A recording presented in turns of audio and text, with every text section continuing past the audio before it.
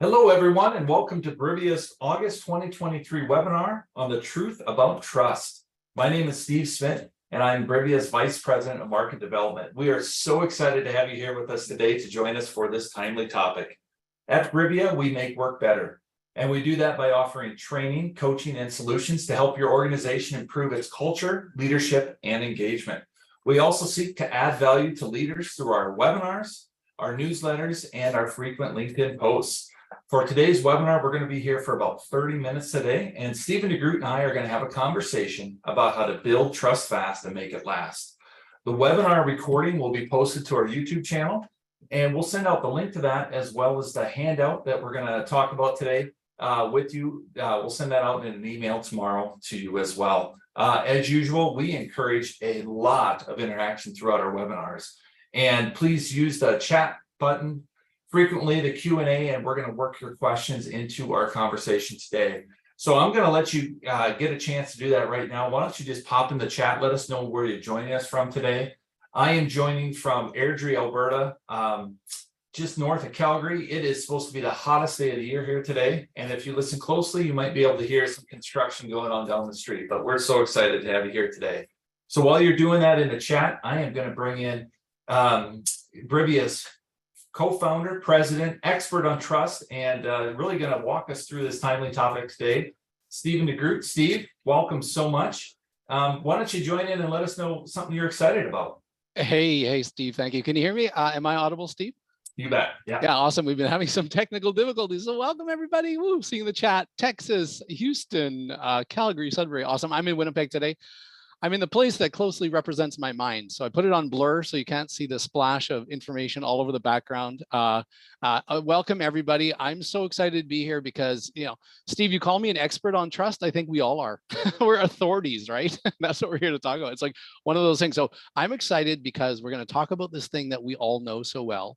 We're gonna talk about, validate and affirm the things that we know, but also challenge the things that we know as well, which is one of my favorite things to do, right? Gently challenge each other. And our webinars get better because of the questions people ask, because of the interactions. So I'm excited. And you know something, I get excited just because all of these people have decided to be with us today. So I'm super stoked. And what about you, Steve? What are you excited about today? And hello, everybody. I love the chat. Use the chat. Yeah, no, thanks, Steve. You know what? I'm excited. It's the middle of August. We have over 50 people joining us here today because they want to dig in, they want to learn, they want to find ways to improve trust in their work relationships and personal relationships. So before we get started, though, Steve, I got to ask you something else. Are you excited about your upcoming book? I am. I'm so excited I can barely contain it, and we're going to give some information on that in September.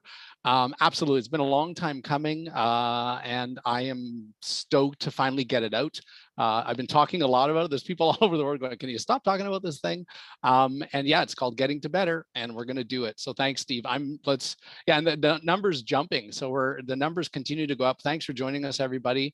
So Steve, you want to jump into it? Yeah. No, Steve, we're all excited for that book. So folks, we're going to have a landing page up shortly. The best way to find out more about the book is just to pay attention to our posts and our newsletters, and we will let you know as soon as we have that landing page up. So let's get into today's topic. Steve, why don't you just start off by telling us, why is trust so important?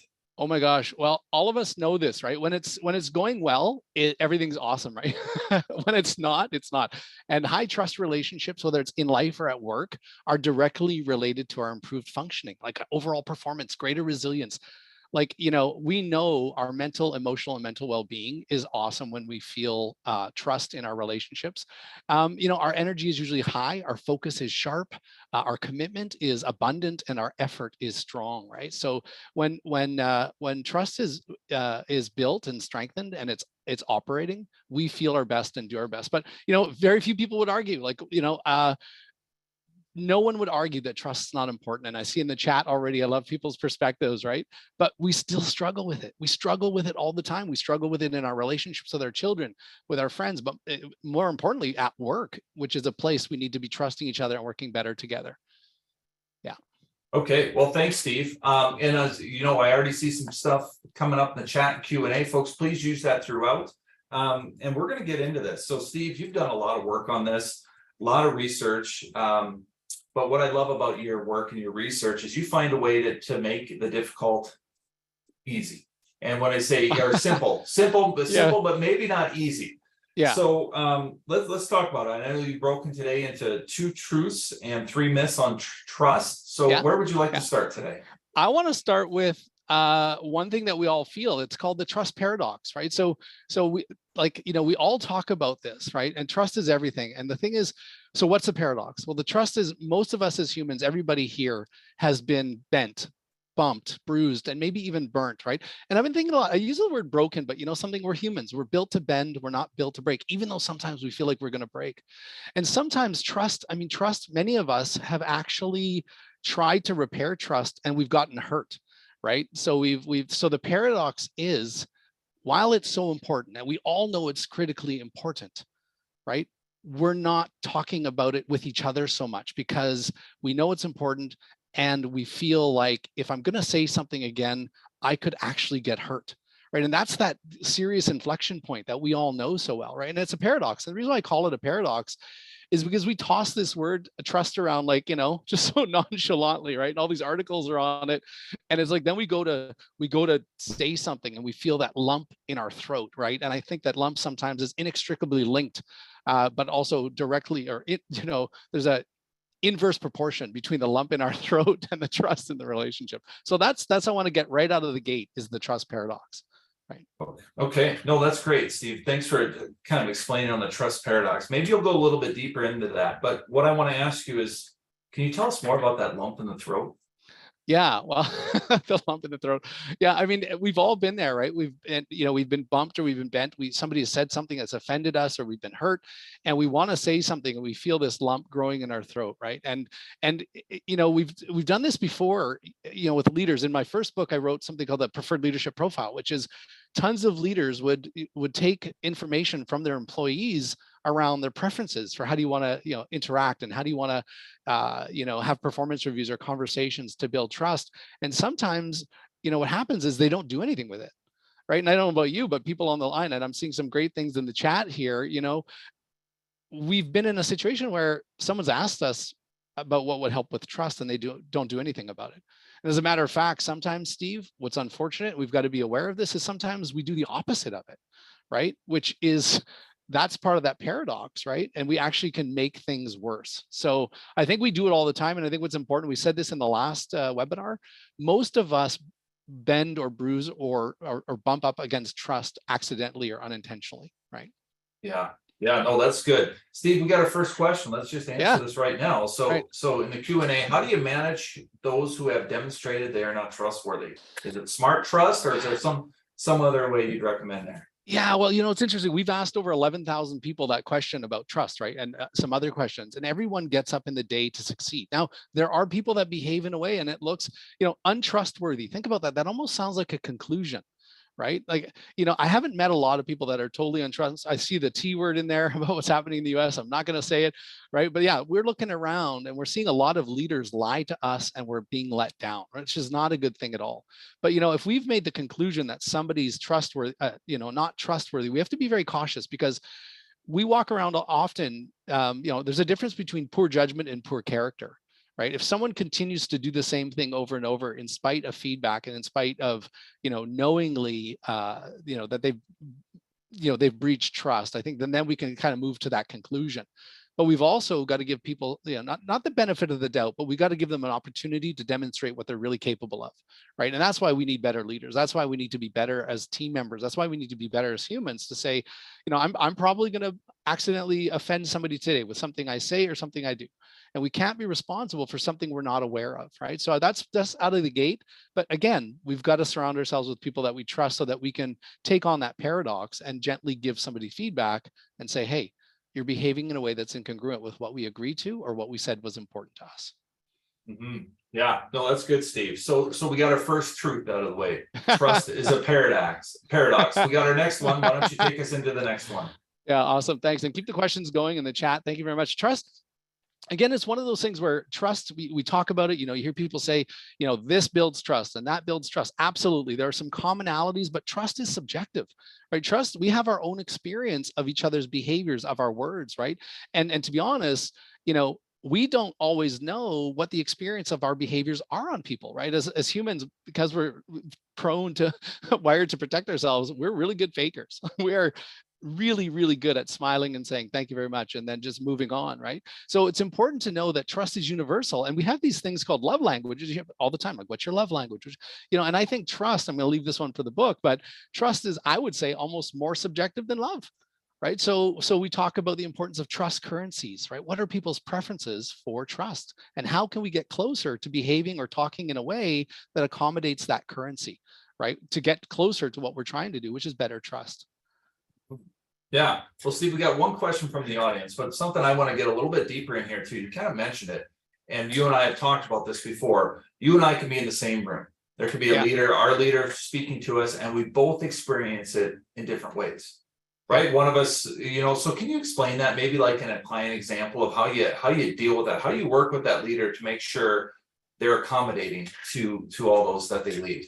Well, I think it's important to ask people, like, we don't ask enough about how do people perceive us or how do they experience us. And I think as leaders, one of the first orders of business is like, hey, how can I lead in a way? What behaviors are preferable to you? And we actually have a definition of trust that we've often shared, which is, try to make it simple, is that trust is a sense of security that is the result of actions or inactions. So if you think about it, if actions or inactions build trust, then what are the actions or inactions that we can be aware of that will get us closer? I mean, I'm guilty of it. I remember when I was a new supervisor, I went to a course on how to build trust, and there were things like, there were things that they taught us, like, involve people more in meetings, ask about their personal lives, share your own strengths and your weaknesses, right? And what I realized by accident is not everybody not everybody wanted that, right? And some people were uncomfortable. So I had to, instead of going to a course, and this is what I got a huge, and again, as a recovering academic, I know we put on a lot of courses. But like a lot of supervisors, I went out to learn about my people from books and courses when they were back at the office, right? The experts and the authorities were back at the office working, and I needed to ask them, right? So we're all prone to that, and it's very subjective. So that's out of the gates. That's what I'm thinking about. Okay, no, that's great. Thanks, Steve. Question came in. How do you not allow past experiences with untrustworthy people creep into your present? Yeah, it's like the ghost of I call it the ghost of past bruising, right? And it's hard, right? I think one of the things we've talked about in other webinars is we need to build better evidence, right? And what better evidence means is to look to the people that are building trust, and because we have a trust memory. It's called in the hippocampus, right? It's a part of our brain that runs this newsreel around whether people are trustworthy or not, right? And the more people that we know and experience as trustworthy, we build better evidence, so that when someone says you can trust me, we have evidence of it. But we're going to get to not trusting people, that it's not a two-way street in the beginning. So we got to be very careful. It's important that leaders earn our trust. I'll get to that in just a moment, but it's a great question, right? We've got to surround ourselves with people that will help us repair those bruises, that will help us, put the salve on the burns that we've experienced in our relationships, right? Do we totally get over it? No, but being aware of it is very important. But we cannot let past hurts be the reason for us not getting into relationships that are fulfilling and satisfying. Mm-hmm. Yeah, no, that's good. And a comment I came in, if you speak the truth, are honest and sincere, you are trustworthy. Yeah, absolutely. Such a great ad. Thank you, Randy. Yeah, awesome. Yeah. Okay. Yeah. So Steve, we got the first two ways to build trust fast to make it last is under the truths. Trust is a paradox and trust is subjective. Yeah. You illustrated those very well for us. Now we're going to get into the myths. Where do you want to go first with this? Well, I've picked out my favorite three, right? And I have a section in the book called "The Truth About Trust," right? The truth about everything, and it's pretty cool. And yeah, trust is not a value, right? This idea that trust is a value. Now people, they react. They often go, "What do you mean? What are you talking about?" Trust is a consequence, right? So trust is a great virtue. It's amorphous, right? But it's not really concrete, right? We all have different experiences of it. And what I mean by trust is not a value is that we often say it's a result. It's a consequence. It's a sense of security or comfort or confidence that's built based on great values in action, like, integrity, doing what you say you're going to do, accountability, taking responsibility for our flubs and our mistakes and our blunders, collaboration, like allowing people space to partner and to be involved, right? That's how we build trust. And so I think, one of the things is the reason why we've kind of landed on that is because sometimes if we have this amorphous global definition of trust, it's hard to make it concrete, right? It's hard to make it concrete. So trust is not a value. And of course, this is just a perspective, right? It's not, it's not the rule of law. Anyway, yeah, Steve, that's right out of the gate. That's the first myth. Yeah. All right. So let's explore this a little bit more. Steve, as you know, at Brivia, one of our more popular programs is setting the compass with an organization.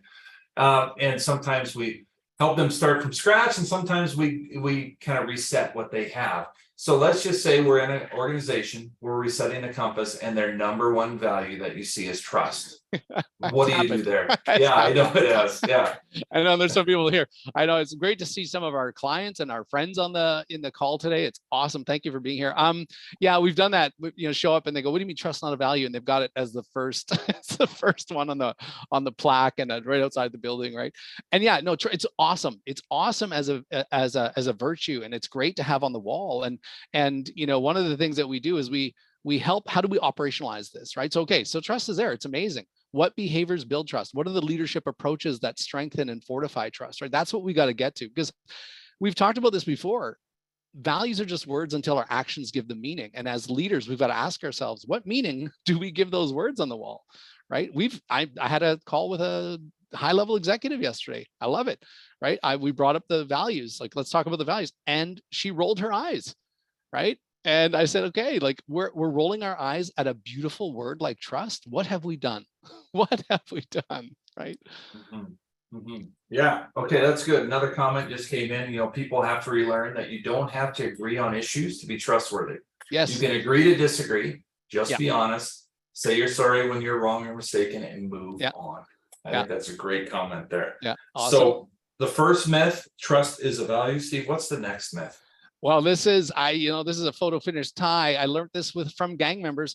You hear a lot of people say trust takes time. You'll hear them say, I don't have time for that. Trust takes time. This is one of the biggest myths. Trust does not take time. Trust takes actions over time. Right. And I learned this with my work in prisons with gang members, right? You've got to build trust fast. Right? It's not about time, right? I could stand there for 15 minutes looking at the floor, looking away, which you never want to do, right? But I can make eye contact. I can ask permission to enter their space. I can use their name. I can shake their hand, right? And in the same amount of time, trust is being built. And this is so important, right? Especially in the context of leadership, right? So, you can build trust faster when you're aware of what values can I behave. And this was a game changer for me. Right? Because a lot of people believe that, you need half an hour for this, you need an hour for this, you need a week for this to build trust. But really, trust does not take time. It takes actions over the time, right? And this is really, really critical. No, see, that resonates with me, the way you share that. Let's get a little more specific. I got two scenarios I want you to get into. All right. Number one is completely virtual. The work world has really been shaken up in the last number of years. So what if I work with a company? I'm completely virtual. I never get to see face-to-face those I work with. So that's number one. Number two, why don't you talk about it in a hospital setting? We work with a lot of hospitals. It's fast-paced. Patient care comes first. Yeah, how do you build that really quickly when you're in OR or ER? How do you manage that? Oh, great questions. And first of all, the remote work, we're remote work, Steve. The people on here are remote. Let's connect. Don't let geographic disbursement be the reason why we're not connecting, right? This is like in COVID as well. Like we saw people physically, distancing, physical distancing, like, social distancing. No, physical distancing, right? Like we're social emotional creatures. We need to connect. So yeah, that's the disperse thing. You can connect to the extent you want to. Is it a barrier? Yeah, a little bit. It's an impediment. The idea about working, and we worked in mining, military medicine during the pandemic. We had some people say, "Oh, we can't do that," right? Well, in the belly of the beast, in a hospital where everyone had COVID, they weren't afraid of getting COVID. Everyone had COVID, and what we saw was they were getting together and they were meeting, and it wasn't the amount of time that they got together every day. It was what happened in that time. So they took the values and they put them into operation. And they said, what does that look like? It looks like a personal check-in. It looks like, how are we doing? What do we need? What's important to us? And what do we need to get through the day? And they just knocked it down, right? And it wasn't about time. And I think that is one of the biggest impediments. And we like to show in a lot of our courses, core communication and responsive communication, is that you can build trust faster and strengthen it if we get past some of these myths that we have about time and all this other stuff that gets in the way. I know that was helpful, but I also see Corey in the chat make a great comment about trust being broken instantaneously. And I want to, absolutely, it can be, I'm not sure if it's broken, Corey. We feel like it's breaking, but we got to be careful that I don't know if I've ever had trust totally broken, right? You know what I mean? That there's almost like embers there, right? Unless I've been unjustifiably intentionally hurt, right? But I think it is great. And I think, Corey, what I'd love to say is, yeah, we've got to be cautious because we can impact trust negatively just like that, right? And sometimes we don't know it, right? Thank you so much for sharing that. Steve, back over to you. Okay, well, that's great, Steve. So now we have 2 truths and 2 myths about how to build trust fast and make it last. I think we have one more myth left. All Why right. don't you take us through that? All right. Okay. Now this one I get is controversial as well, right? I hear the people that I've argued with right now. So just everyone take a deep breath, right? Maybe you agree with this. It's just a perspective. Maybe you don't. That's okay.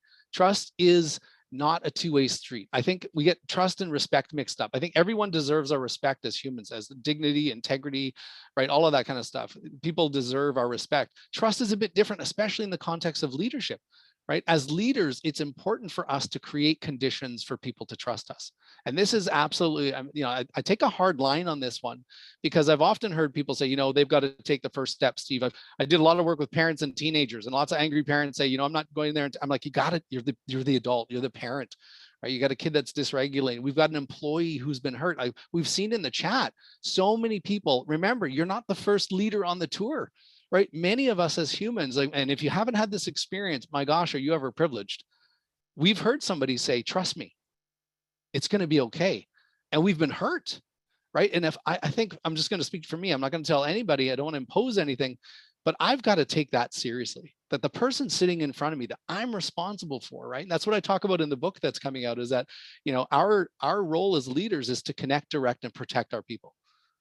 And I've got to take trust seriously. So it's not a two-way street. It's a one-way street at first, but then it becomes 2 ways because we do need our employees to trust us. We do need to work together as teams so that we can produce and work and be resilient and be well at work. So got a little worked up there.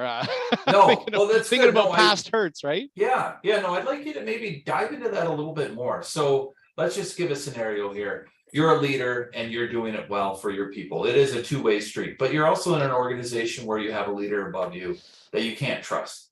But you're called to your job. This is what you want to do. This is what you're supposed to do. How would you recommend someone handle that?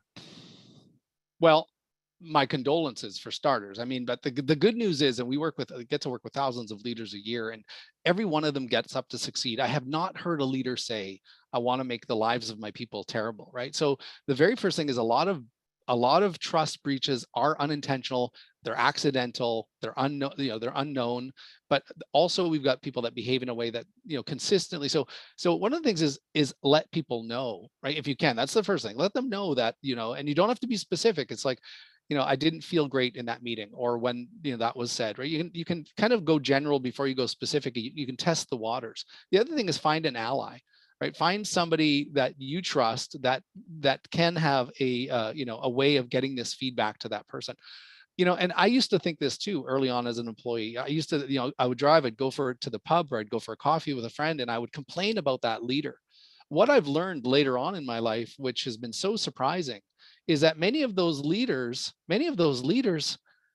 like my heart breaks. I spoke to one last week that felt something was wrong with the team, but couldn't put their finger on it, was trying really hard, and they were just missing until we felt we built enough of safety, we built enough of an environment to say, hey, you're not quite doing it. And this is the biggest fear of all of us as leaders. Parents, if you're on the line here, if you're a parent, this.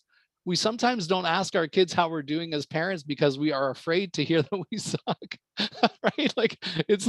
Or that they hate us, right? And the same principle works for us as leaders. Like we care so much, right? But we got to know. So I'm not sure if that answered the question, Steve. Yeah. Yeah, Cut me no, off it if I did. keep going. No, that's good. That's good. So we talk about we're building trust fast, we're making it last. This webinar has gone fast, Steve. So Oh, let's, geez. why don't you give us some strategies as usual? Yeah. Me, like all of us, like we want to go and we want to make this, we want to apply it this afternoon. Show us Yeah, how to absolutely. Action, action, action, right? Values are great, but they don't mean much until we put them into action. So let's start. Number one, make trust a priority. What I mean by that is we're all talking about trust, but we need to talk to each other about trust. And by the way, I saw Denise Hamilton. I think she jumped in here. I'm sorry to call you out, Denise. She wrote a beautiful book. It's coming out. It's called Indivisibility. I just had to send that shout out because she knows a lot about trust. I needed to send that out. Don't just talk about it. We have to talk to each other about it. Like I have to, Steve, we've done this, you and I, in our relationship, right? Where I was able to say, hey, you know, hey, how's the trust with us, right? How are we doing? Right? No one else can do this for us but us, right? So as leaders, let's role model it. Let's talk about it. Agree on a simple and shared understanding. That's number two, right? We can't really do something about something unless we can stand on it. We have a foothold, right? We're able to do that. So we often say to people, teams, individuals, hey, create a definition of trust that works for you so that you can leverage it, so that you can strengthen it.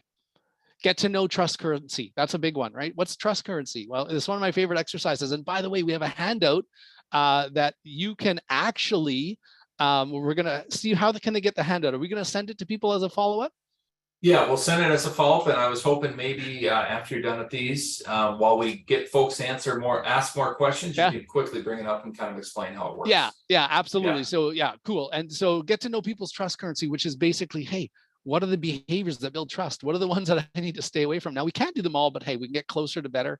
Number four is recognize and reinforce those behaviors. So once we identify them, did you know this is the one of the nuttiest things that I came to realize as a human being in my career as a human being, which is every one of you will behave in a way that will build trust 100 times today, and we don't even know it. Right. So we got to celebrate it. We got to reinforce it. We got to acknowledge it. We got to build that part of our brain that has the evidence that we can do this.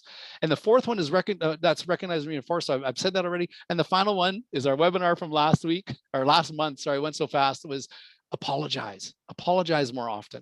Right. We did the 5 steps to apology. Right. Acknowledge, affirm, apologize, ask, and act. And that's on our last webinar. It's up on our website. And yeah, so those are the 5 strategies. And Steve, I know you wanted to keep some time for questions, so I'm going to kick it back to you. Perfect. Well, thanks, Steve. And folks, again, we're going to be sending this all out to you tomorrow, so no need to quickly write this all down. And we got time for a few more questions. While you're thinking about that, Steve, why don't you just maybe pull up the handout and talk to us a little bit about the value of this handout we're giving away. Oh yeah, okay, cool. I wasn't prepared for that, but I can definitely. Okay. Yeah. Okay. No, I can definitely. I can pull up the handout because we've got so many people here that have come to see us today, and I think this is awesome. And yeah, we talk about it all the time, right? One of the things we want to do with at Brivia is we want to be able to give people simple practical tools, right? To be able to do some of this stuff. So I'm going to, wow, let me see. I don't know if I can pull it up. Steve, I don't think I can find it, but anyway, let me tell people what it is. It's a very simple tool. We're going to be emailing it out to you. And we built this tool, we use it in one of our trainings, and it's called a trust currency exercise, right? What you do is it identifies 20 behaviors that we know build trust, and the exercise is just pass it out to your team members. Have them identify, right? And back to that trust paradox, right? Some of you will feel the lump in your throat. And Steve, I'm sharing it, by the way, on my screen right now. Awesome. Yeah. Okay, you got it? Okay. Yeah. Okay. Excellent. I can't see it yet. Okay. Can anyone else see it? Maybe. All right. Maybe people can let us know. We got so many great people here. What slide can you see? Zoom hasn't been working for us, cooperating today so much. So, but I do see the apology, the 5 steps, right? Which actually is a is a typo. So that's awesome. This isn't the 5 steps to apology, by the way, but that was from our last one. Okay, awesome. So apology, this is just the 5 simple things that you can do to build trust and strengthen it. Okay, so I want to be clear on that. We will be sending out the handout to you. Any more questions? I know there's the private Q&A. Steve, were there any other questions that came through? Yeah, there's one. The individual shared, there's someone that neurodivergent and oh yes, tough getting trust during the recruitment and then even hiring workplace accommodations. So wondering if you could chat about that a Yeah, little bit. absolutely. Great comment. I used to do a lot of work with fetal alcohol spectrum and a lot of neurodivergent, also kids on the autistic spectrum. A lot of employees, they all grow up to be employees, right? And what's important is, I think, if we just treated everybody as sensitive, right? If we slowed things down, if we made trust a priority, and one of the things that we can do better as companies, and we talk about it a lot at Brivia, is that we often hire for competency and we don't hire for values, right? And one of the things we say is you filter for competency and you hire for values. Because if you look at some of the values on most companies' walls, right? If we actually behaved in a way that was congruent with that, we would accommodate a lot of the neurodiversity, sensitivities and experiences, right? If excellence was our value, how can we make this experience excellent, right? If respect and dignity is one of our, or two of our values, how do we interact with people? And I think that's the biggest calling for leaders right now in the world. And it's not easy, but we can turn it, which is, how can we behave in a way, right, that respects and reinforces the values that we as leaders have agreed upon? And I know, to our brothers and sisters in the US, I mean, I can't not say it, right? We need better leadership, because we are literally emotionally, mentally, and physically killing each other with the moral distress and the moral injury that we inflict on each other when we behave in ways that go against the values. So I needed to say that, because we're seeing it every single day, the impact that incongruence and values violations are having on all of us. So Steve, you can interrupt me at any time. That's good. Folks, right? One more question came in and we're just going to answer it. Steve, how do you build trust in a cold call situation? I know you've worked a lot with sales folks, and just curious what your thoughts are on that. The quickest way to build trust in a cold call situation is to ask permission if they've got time, right? I think some people just jump in. They're afraid that someone's going to say no. And I think it's disrespectful. I love when say, hey, Steve, do you have a couple of minutes, right? And then they respect it. They use the person's name if you can, right? Thank them consistently, not like where they, are feeling like it's, toxic positivity, for sure. And just respect the time that they've given you, right? For sure. So there's we've got a core sales process that we're building. I know a lot of people around the world have been waiting for it for years. So we're excited to share that. But Steve, I don't know about the time. I know you're keeping an eye on it. And are there any more questions or comments, Steve? I'm going to kick it back to you. Yeah, there's no more that came in. So why don't you give us your closing thoughts here, Steve, and then I'll wrap up the webinar. Yeah, well, again, I wanted to say thanks everybody for being here. We had such a great number today in the middle of the summer. And I wanted to say, go slow, be good to yourself, be good to each other, right? And understand that we're all walking around bent or bruised or burnt, but you can't see it, right? And I know you know that too. So let's just be better with each other, right? Let's be better. Let's make trust a priority, especially as leaders, and we can get to better. We can get there faster, and we can get there stronger. I'm going to kick it back to you, Stephen. Thanks for everybody for being here today, Steve. Okay, well, that wraps up today's webinar, folks. We hope that you enjoyed it as much as we did. Thank you for your very active participation in today's discussion. Also, just a link here, if you are on LinkedIn, please follow us on LinkedIn. That's where you're going to find out about our upcoming newsletters, posts, and then also Steve's book. So as we mentioned, a link to the recording webinar will be sent out along with this handout tomorrow. And please reach out, LinkedIn. You can send an email to contact@briviaconsulting.com. We are going to have another webinar in September. It's the truth about motivation, what we got wrong and how to get it right. So you're going to be hearing about that in the next week or so as well. So thank you for joining us. Enjoy the rest of your summer. And good luck as you try and build trust fast and make it last. Thank you. And thank you, Steve. Thank you, everyone.